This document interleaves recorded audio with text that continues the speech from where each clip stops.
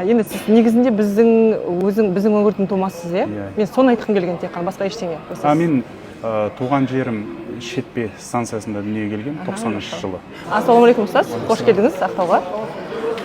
Енді сізді мен өзім әлеуметтік желіден әртүрлі қажылық компанияның, яғни қажыларға қызмет ету барысында таныған болатынмын. Енді тақырыпты содан басталайын деп тұр. Жақында бір әлеуметтік желіде бір ер адамның айтуы бойынша айтады, қажылыққа жыл сайын бара берудің қажеті жоқ.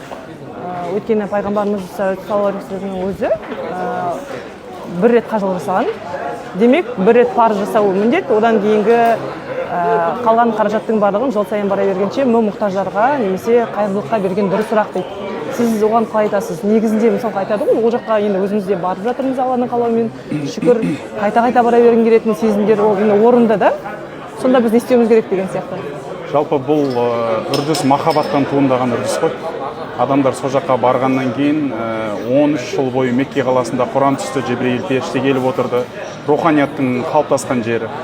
10 жыл бойы Мәдина қаласына Жебрейіл періште Құран уахиін әкеп отырды. Осы 23 жылда Құран түскен болса, сол 23 жылдың барлығы осы екі қаланың төңірегінде өтті да. Ол жердің өзінің бір рухани атмосферасы бар. Барған адам оны сезінеді. Көп адам барып өзгеріп қайтады. Бір алғашқы махаббат сияқты ғой, былайша айтқанда, сол алғашқы махаббатын қайта көре бергісі келген сияқты, қайта барғысы келе беретіні бірінші кезекте ол махаббаттан, имандылықтан, руханияттан туындаған бір сұраныс деп білуіміз керек. Бұл міндет емес, олай болу керек, болмау керек деп екі жаққа бейтіп жарылудың қажеті жоқ та. Әркімнің өзінің пікірі болады бұл мәселеде. Екі жақта ол пікірге лайықты пікір айтуға хақылары бар. Ешқандай мәселе жоқ. Бірақ менің айтқым келіп жатқаны, мына пайғамбар алейхиссалату вассаламның хадисін жақсы еске алып алсын ол кісілер. Табиу байнал хаджи вал умра, фаиннахума янфияни минал фақри ва зунуб дейді. Умра жасағаннан кейін артынша қайтадан умра жасап қойып отырыңдар. Қажылық жасағаннан кейін артынша тағы да қажылық жасап қойып отырыңдар. Қажылықты қажылыққа байлау, умраны умраға байлау бұл пақырлықтан, кедейліктен және де күнәдан тазалайтын дүние емес па дейді. Сонда умраға бара беру бұл мына дүниенің азабы ол кедейлік болса, кедейліктен құтқарады екен. Ана дүниенің азабы күнә болса, ол күнәдан құтқарады екен да. Ондай болатын болса, бұндай мотивация тұрған болса, мұсылмандарға жақсы да бұл. Ол деген кедейліктен құтылады, мына дүниенің азабы. Ол ертең қияметте Алланың азабынан да құтылады да мысалға. Сол үшін де бұл жерде барып қайтса, нұр үстіне нұр, бара бергеннен нұр үстіне нұр. Абдулла ибн Масғуд деген сахаба бар. Ол кісі айтады, біз мына шашымыздағы қара шашымыз, сіз білесіз ғой, ихрам алған кезде біз тақырлаймыз ғой басымызда. Ол аппақ болып қалады біздің басымыз. Қара шаштар көрінбейді, жоқ. Сол кезде Абдулла ибн Омар айтады екен, Абдулла ибн Масғуд айтады екен. Біз шашымыздағы мынау қара шаш дәнек сияқты көріне бастаған кезде бірден барып тағы да умра жасап қоятын едік дейді. Сонда бірінен кейін бірін жалғап отыратын болған, өйткені мен өз басымда көрдім, умраны умраға жалғау шынымен де мына дүниенің кедейлігінен құтқарып адамды байытады екен. Финансовый жағынан айтып отырмын да мен. Шыны келгенде қажылық пен қажылықтың арасындағы күнәлар кешіріледі деп те соған байланысты шығады. Ол да бар. Былайша айтқанда бұл жерде рухани де, материалдықта файда бар ғой. Оны барған адам ғана түсінеді негізі. Оны біз енді үгіттеп, жаңағы тықпалап отырған ешқандай жерім жоқ. Шынайы көңіліммен бір мұсылман ретінде айтып отырғаным ғой. Машалла, рахмет.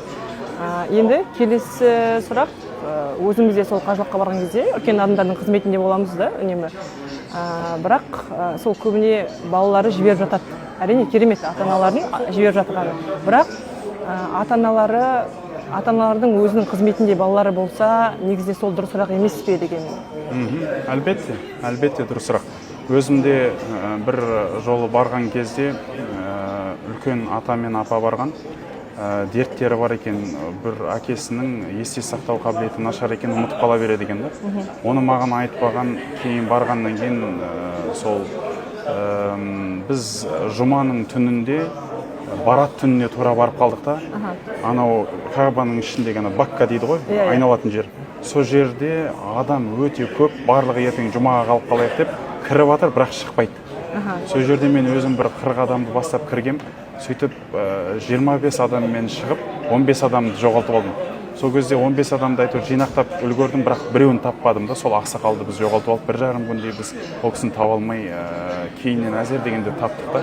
Сол кезде мен айтқаным, балалары жіберген, бірақ жіберген кезде ескертпеген да. Бұл да бір тағы мәселе. Ауру сырқау болады, үлкен кісі болғаннан әртүрлі жағдаяттар болады, соны айтпайды мысалы, ескермейді. Одан кейін Алланың қалауымен сол кісінің баласы өзі қайтадан ұшып келіп, өзінің әкесіне қызмет жасап, умрасын жасап, бірге алып қайтты да. Былайша айтқанда 2 есе расход болды, бірақ соны анау қателеспей тұрып, мына қазіргі біздің көрермендеріміз болашақта бара жататын болса, осыны ескерген жақсы. Өйткені әке-шешеге қызмет жасаймыз, әке-шешенің разылығын аламыз деп жүріп, үлкен қайғы-қасіретке де шомылып қалмауымыз керек та. Өйткені әке-шешеге қызмет жасау, ол тек қана оларды жібере салудан тұрмайды ғой. Әке-шешеге қызмет деген бұл көңіл ғой. Кәдімгідей көңіліңмен ас үстіне түсіп, ана жаным, әке жаным деп оның таңертеңгі асына бірге барып, бірге жаңағы жүрісіп, тауқыметін бірге көрісу ғой. Өйткені сапар деген өзі бір көр азабы дейді ғой, жаңағы жол азабы, көр азабы. Сол үшін де негізі бұл тарапта мен өзімнің жеке пікірім бойынша, егер мүмкіншілігі келсе, әлбетте, негізі қажылық умра саласында манистата айлайхи сабилан деген жалпы тіркеп жүреді әрдайым. Кімде кімнің шамасы келсе дегенше. Сол шамасы келіп жатса, негізі бірге еріп барған жақсы. Неге оған шамасы келмесе, онда біз сияқты адамдарға бекітіп тапсырып қою керек та. Барлығын ескерт деген сияқты. Мына кісіге қарай жүріңіздер.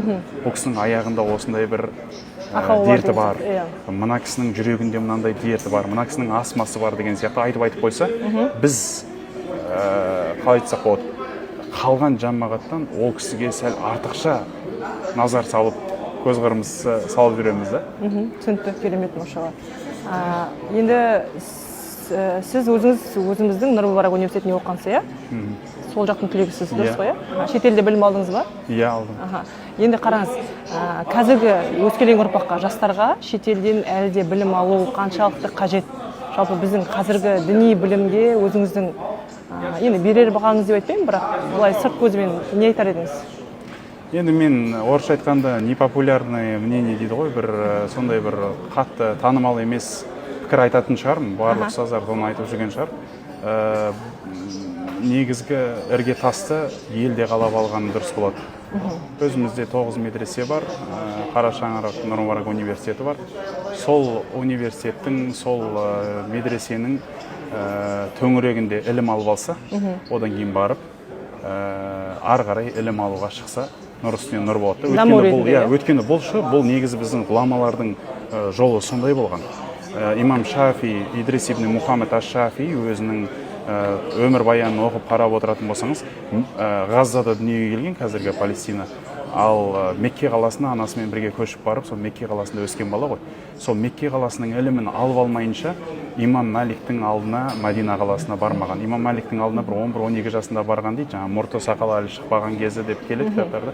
Сол кезде Идрис ибн Мухаммед аш-Шафи, жаңа үлкен ғұламамыз, Меккенің ғалымдарының ілімін алып, іргетасын қалап алғаннан кейін барып қана жат жерге, жат жұртқа шығып, ілімін ары қарай жалғастырған. Одан кейін ол кісі ары қарай Имам Маликтен шығып, ары қарай тағы Куфаға қарай ілім алуға барған, сөйтіп көп жерлерден ілім алған да. Басқа сұрақ бар ма?